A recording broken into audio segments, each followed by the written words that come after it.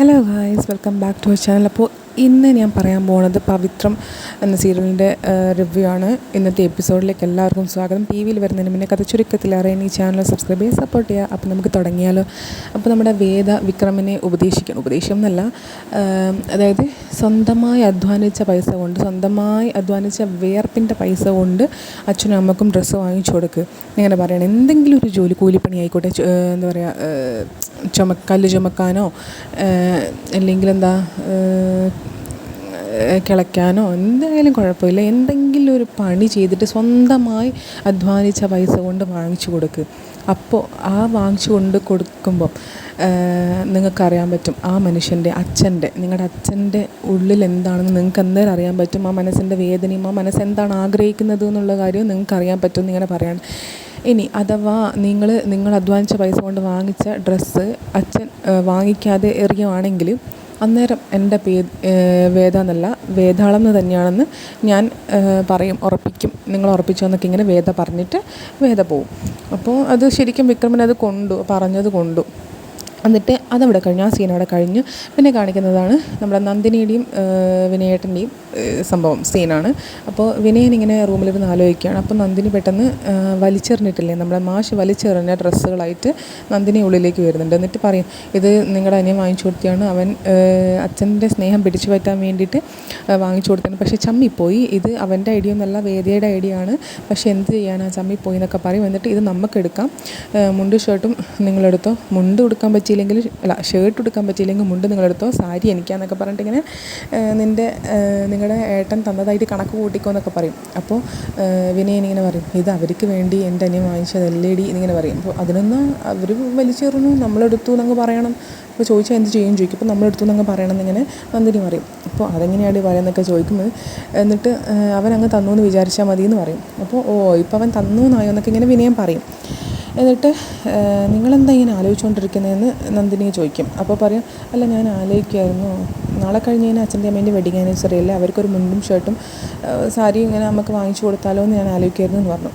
അപ്പോൾ നമ്മുടെ നന്ദിനിയടുത്തേക്ക് അത് പിടിച്ചിട്ടില്ല. നന്ദിനി പറയും, ഈയിടെയായിട്ട് അച്ഛനും അമ്മയുടെ സ്നേഹം ഇത്തിരി കൂടുന്നുണ്ട്, പറയാതിരിക്കാൻ വയ്യാന്ന് പറയും. അപ്പോൾ വിനയം പറയും, അത് പിന്നെ അച്ഛനും അമ്മയും ഭയങ്കര കഷ്ടപ്പെട്ടിട്ടാണ് അങ്ങ് നിങ്ങത്തോളം ജീവിച്ചത്, ഭയങ്കര കഷ്ടപ്പെട്ടിട്ടാണ് ജീവിച്ചത്, പക്ഷേ അതൊന്നും അവരുടെ മക്കളെ അവർ അറിയിച്ചിട്ടില്ല എന്ന് പറയും. അപ്പോൾ നന്ദിനി പറയും, എല്ലാ അച്ഛനമ്മമാരും അങ്ങനെ തന്നെയാണ്, മക്കളെ ഒന്നും അറിയിക്കാറില്ല എന്നൊക്കെ പറയും. എന്നിട്ട് പറയും, അല്ല എന്നാലും ഒരു സന്തോഷത്തിന് വാങ്ങിക്കൊടുക്കാമെന്ന് വിചാരിച്ചു പറയും. അപ്പോൾ നന്ദിനി ഇങ്ങനെ പറയും, നിങ്ങളിപ്പോൾ ഇത് വാങ്ങിച്ചു കൊടുത്താലും നിങ്ങളോടുള്ള പുച്ഛമൊന്നും അവർക്ക് മാറാനൊന്നും പോകുന്നില്ല എന്ന് പറയും. എന്നിട്ട് അച്ഛനാണെങ്കിൽ പെൻഷനുണ്ട്, അച്ഛനിപ്പോൾ അവർക്ക് ഒരു ബുദ്ധിമുട്ടുമില്ല ജീവിക്കാൻ വേണ്ടിയിട്ട്, അച്ഛന് പെൻഷനുണ്ട്. ഇനി അച്ഛൻ തട്ടിപ്പോയി കഴിഞ്ഞാൽ അച്ഛൻ്റെ ഭാര്യയ്ക്ക്, അമ്മയ്ക്ക് അതിൻ്റെ പകുതി പെൻഷൻ അമ്മ മരിക്കുന്നവരെ കിട്ടും എന്നൊക്കെ ഇങ്ങനെ പറയും. നിങ്ങൾ മരിച്ചാൽ എനിക്ക് എന്തോ കിട്ടും എന്നിങ്ങനെ ചോദിക്കുകയാണ്. എന്നിട്ട് ആയ കാലത്ത് നമുക്ക് വേണ്ടിയിട്ട് ഉണ്ടാക്കി വെച്ച് കഴിഞ്ഞാൽ, സ്വരുക്കൂട്ടി വെച്ച് കഴിഞ്ഞാൽ അത് നമുക്ക് പിന്നെ ഉപകരിക്കും, നമുക്ക് നമ്മളെ കാര്യങ്ങൾ ചെയ്യാൻ വേണ്ടിയിട്ട് ഉപകരിക്കും, വെറുതെ ചിലവാക്കി കളയണ്ടെന്നൊക്കെ പറയും. എന്നിട്ട് അപ്പോൾ ആദ്യം ഒരു കാര്യം പറയേണ്ടതെന്ന് പറയുമ്പം പുറത്ത് പോകണം എന്നൊക്കെയാണ് നമ്മുടെ നന്ദിനി വിചാരിക്കുക. പിന്നെ ഞാൻ ഇത് പറയാം കേട്ടോ. എന്നിട്ട് ഇങ്ങനെയൊക്കെ നന്ദിനിക്ക് അത് ഒട്ടും ഇഷ്ടപ്പെടില്ല. നമ്മളെ കാര്യത്തിന് സ്വരുക്കൂട്ടി വയ്ക്കാൻ ഇങ്ങനെ പറയും. അച്ഛന് മാസ വരുമാനമുണ്ട്, നിങ്ങൾക്ക് മാസത്തിലൊരു വരുമാനം ഉണ്ടോ എന്ന് ചോദിക്കും. അച്ഛന് കൃഷിയുണ്ട്, നിങ്ങൾക്ക് അതെങ്കിലും ഉണ്ടോ എന്ന് ചോദിക്കും. അതില്ല എന്ന് പറയും. പിന്നെ നിങ്ങൾക്ക് ആരെങ്കിലും ഏതെങ്കിലും ഒരു സ്ഥലം വാങ്ങാനോ അല്ലെങ്കിൽ വിൽക്കാനോ കൊണ്ടു തന്നാലായി, അങ്ങനെ ഉള്ളൂ പണി എന്നൊക്കെ ഇങ്ങനെ ഇങ്ങനെ ഓർമ്മിപ്പിക്കും. എന്നിട്ട് എക്സാമ്പിൾസൊക്കെ പറഞ്ഞു കൊടുക്കും. ഇപ്പം നിങ്ങൾ സാരി വാങ്ങിച്ചു കൊണ്ട് കൊടുത്തു എന്ന് വിചാരിക്കാം, നിങ്ങളോടുള്ള പുച്ഛം മാറാൻ പോകുന്നില്ല.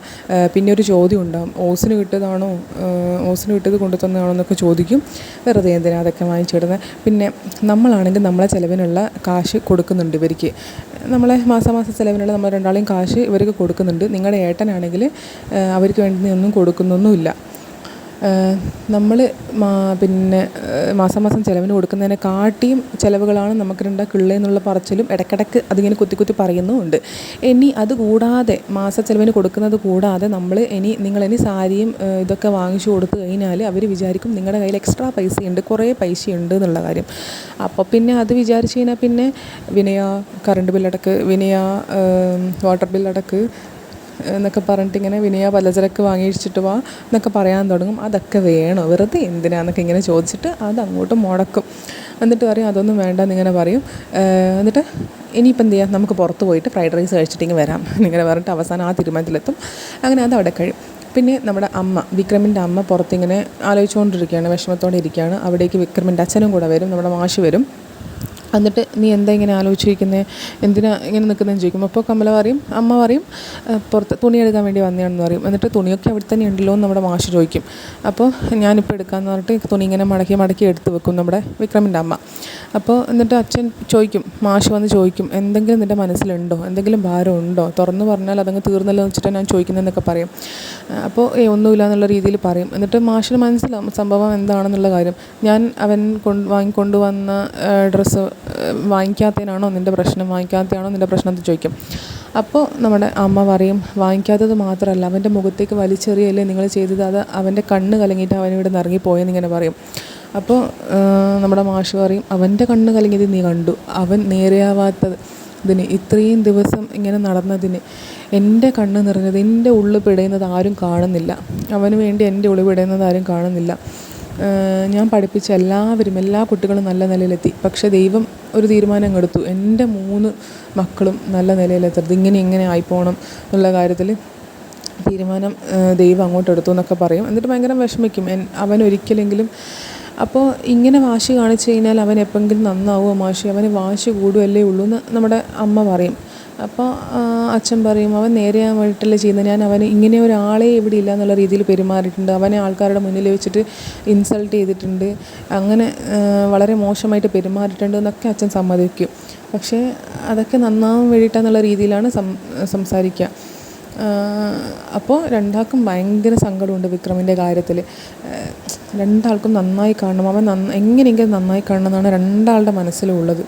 എന്നിട്ട് രണ്ടാളും ഒരു എന്താ പറയുക, ഭയങ്കര സങ്കടം പങ്കിടും അവിടെ നിന്ന്. പിന്നെ കാണിക്കുന്നത് വിക്രം ഇങ്ങനെ ബൈക്കിൽ പോയിക്കൊണ്ടിരിക്കുകയാണ്. അപ്പോൾ അച്ഛൻ പറഞ്ഞ കാര്യങ്ങളും വേദ പറഞ്ഞ കാര്യങ്ങളൊക്കെ അവൻ്റെ മനസ്സിലേക്ക് ഇനി ഓടിക്കൊണ്ടിരിക്കുകയാണ്. ഒരു ദിവസം നിങ്ങൾ നിങ്ങളുടെ വേർപ്പിൻ്റെ ഇതുകൊണ്ട് വാങ്ങിക്കൊടുക്കുമെന്ന് പറയുന്നതും, പിന്നെ അച്ഛൻ പറയുന്നത് ഇവൻ വാങ്ങിച്ചത് ആരെങ്കിലും കൊല്ലാനോ അങ്ങനെ എന്തെങ്കിലും കിട്ടിയ ഇതിൻ്റെ തുക വെച്ചായിരിക്കും വാങ്ങിച്ചിട്ടുണ്ടാവും, അത് നമുക്ക് വേണ്ട എന്നൊക്കെ പറയുന്ന ആ ഒരു സംഭവങ്ങളൊക്കെ നമ്മുടെ വിക്രം ഇങ്ങനെ ആലോചിക്കുന്നതിൻ്റെ ഒരു ഫോൺ കോൾ വരും, നമ്മുടെ നേതാവിൻ്റെ ഫോൺ കോൾ വരും. എന്നിട്ട് ഇപ്പോൾ വരാമെന്ന് പറഞ്ഞിട്ട് അവിടേക്ക് അങ്ങ് പോവും. സംഭവം എന്ന് വെച്ചിട്ടുണ്ടെങ്കിൽ അവൻ്റെ പാർട്ടി നേതാവാക്കാൻ വേണ്ടിയിട്ട്, ഈ യൂത്ത് വിങ്സിൻ്റെ നേതാവാകാൻ വേണ്ടിയിട്ട് അവൻ്റെ പേര് സജസ്റ്റ് ചെയ്യും, നിർദ്ദേശിക്കും, നീ അതുതന്നെയാണ് എന്നൊക്കെ പറഞ്ഞിട്ട് പറയാൻ വേണ്ടിയിട്ടാണ് വിക്രത്തിനെ വിളിച്ചത്. അവൻ എന്നിട്ട് വെള്ള ഡ്രസ്സൊക്കെ കൊടുക്കും. എപ്പോഴും ഇടണമെന്ന് പറയില്ല, പക്ഷേ പാർട്ടിയുടെ പരിപാടിക്കൊക്കെ വരുമ്പോൾ ഈ ഡ്രസ്സ് നീ എന്തെങ്കിലും ധരിക്കണം എന്ന് പറഞ്ഞിട്ട് വെള്ള ഡ്രസ്സ് ഇടാനൊക്കെ പറയും. പക്ഷേ വിക്രമിന് അത് ഇഷ്ടമാവില്ല. വിക്രം പറയും, ഇതൊന്നും എന്നെക്കൊണ്ട് പറ്റില്ല, ആൾക്കാരോട് സംസാരിക്കാനോ പെരുമാറാനോ അവരുടെ പ്രശ്നങ്ങൾ തീർപ്പാക്കാനൊന്നും എന്നെക്കൊണ്ട് പറ്റില്ല, എന്നെ ഇത് എങ്ങനെയെങ്കിലും ഒഴിവാക്കി തരണമെന്ന് വിക്രം പറയും. പക്ഷേ നമ്മുടെ നേതാവ് അത് അക്സെപ്റ്റ് ചെയ്യില്ല. നീ അങ്ങനെയൊന്നും പറഞ്ഞാൽ പറ്റില്ല, ഒഴിവൊന്നും വേണ്ട, നീ തന്നെ ആവണം എന്ന് പറയാണ്, നിന്നെക്കൊണ്ടത് പറ്റും എന്ന് പറയാണ്, പേടിക്കൊന്നും വേണ്ട എന്നൊക്കെ പറയാണ്. പക്ഷേ വിക്രം പറയാം, ഇല്ല മാഷേ, ഞാൻ അതിനില്ല, സാറിൻ്റെ വ്യക്തിപരമായ കാര്യങ്ങൾക്കാണെങ്കിൽ ഞാൻ വരും, എപ്പോൾ വിളിച്ചാലും വേണമെങ്കിലും വരും, പക്ഷേ ഈ വക കാര്യങ്ങൾ എനിക്ക് വേണ്ട, എന്നെ ഒഴിവാക്കണം പ്ലീസ്. ഞാൻ വീട്ടിലെ ചില ആവശ്യത്തിന് വേണ്ടി പുറത്ത് പോയേക്കുമായിരുന്നു, സാറ് വിളിച്ചുകൊണ്ട് മാത്രമാണ് വന്നത്, എന്നെ വിട്ടേക്ക് സാർ എന്നൊക്കെ പറഞ്ഞിട്ട് ഇങ്ങനെ പറയും. അപ്പോൾ നമ്മുടെ നേതാവ് പറയും, നീ ഇപ്പം വീടിൻ്റെ ആവശ്യത്തിന് പോകുന്നല്ലേ, നീ പോയിട്ട് വാ, പക്ഷേ ഇതിൽ നിന്ന് നിന്നെ ഒഴിവാക്കുന്നു നീ ഒരിക്കലും വിചാരിക്കേണ്ടെന്ന് പറഞ്ഞിട്ട് അങ്ങനെ അവനെ അങ്ങോട്ട് പറഞ്ഞു വിടും. അവൻ അങ്ങോട്ടേക്ക് പോകും. അങ്ങനെ അതവിടെ കഴിഞ്ഞു. പിന്നെ കാണിക്കുന്നത് നമ്മുടെ മാഷും അമ്മയും കൂടെ അമ്പലത്തിൽ പോവാണ്. അവിടെ വെഡിങ് ആനിവേഴ്സറി അല്ലേ. എന്നിട്ട് പുഷ്പാഞ്ജലി 3 മക്കളുടെ പേരിലും കഴിപ്പിക്കാമല്ലെന്ന് അമ്മ പറയും. പക്ഷേ 3 മക്കളുടെ പേരിൽ വിക്രമിനെ ഒഴിച്ചിട്ട് 2 മക്കളുടെയും ഭാര്യമാരുടെയും പേരിൽ കഴിപ്പിക്കും.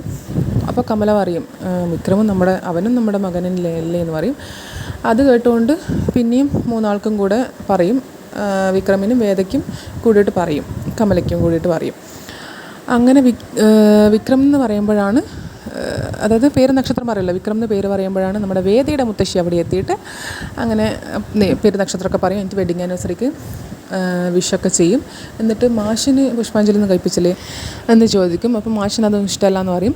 അപ്പോൾ അങ്ങനെ പറഞ്ഞാൽ എങ്ങനെ പറ്റുക, നിങ്ങളുടെ പേരിൽ ഞാനൊരു ദമ്പതി പൂജ കഴിപ്പിക്കാമെന്ന് പറയും. അപ്പോൾ മാഷ് ആദ്യം റിജക്റ്റ് ചെയ്യും, വേണ്ട എനിക്കതൊന്നും ഇഷ്ടമല്ല എന്നിങ്ങനെ പറയും. അപ്പോൾ കമലയും പറയും, അതൊന്നും വേണ്ട, ഇഷ്ടമല്ല, മാഷിനതൊന്നും ഇഷ്ടമല്ല എന്ന് പറയും. അപ്പോൾ വേദയുടെ മുത്തശ്ശി പറയും, അങ്ങനെ പറഞ്ഞാൽ ശരിയാവില്ല, നിങ്ങൾക്ക് വേണ്ടെന്നുള്ളത് നിങ്ങൾക്ക് തീരുമാനിക്കാം, പക്ഷേ മറ്റൊരാളെ നിങ്ങൾക്ക് വേണ്ടി കഴിപ്പിക്കുമ്പോൾ അത് വേണ്ടാന്ന് പറയാനുള്ള ഒരു അവകാശം നിങ്ങൾക്കില്ല, കാരണം അത് ദൈവം തോന്നിപ്പിക്കുന്നതാണെന്ന് പറഞ്ഞിട്ട് ദമ്പതി പൂജ അവർക്ക് വേണ്ടി നടത്തും. പക്ഷെ മാഷിനത് ഇഷ്ടമായില്ല, പക്ഷേ കമലമ്മയ്ക്ക് ഇഷ്ടമായി കേട്ടോ. അപ്പോൾ ഇന്നത്തെ എപ്പിസോഡ് അത്രയേ ഉള്ളൂ. Thank you so much.